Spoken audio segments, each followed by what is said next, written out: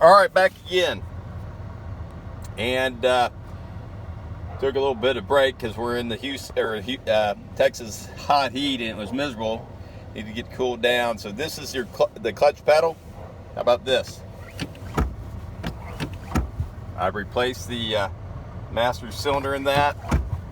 Put in some new fluid, and I didn't even have to bleed it. I had to do a lot of pumping though, and man, I finally got some clutch. That's pretty nice. The hardest thing I think about it was the fluid line that was coming. There's a connection right at the firewall, and then there's a connection at the assembly. I tried to reconnect it at the assembly, and maybe I'll get you a different view, but in my opinion, the best thing to do is when you have that master cylinder off, take it off, disconnect that line from the firewall, connect the end that connects to the cylinder while it's detached, thread it through, connect everything, and reconnect the hose that goes into the firewall last. I think that's the easiest way. So you get your two bolts initially threaded so that it's in the right position.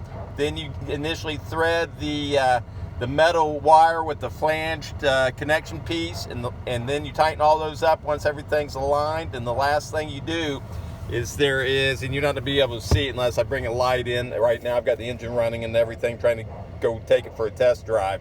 Last thing, in my opinion, to make it easy, is connect that fluid line last and connect it back with the clamp where you plugged in at the firewall. I may take one more video a little bit later so you can see kind of what I was talking about, but otherwise I didn't enjoy the process. I've got big hands, not a lot of room to work.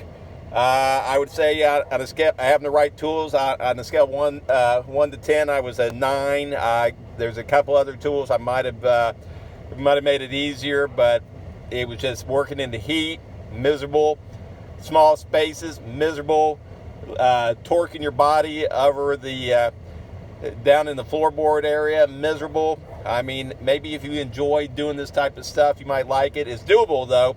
It's absolutely doable. You don't have to be a rocket scientist or have a degree in automotive engineering to do this.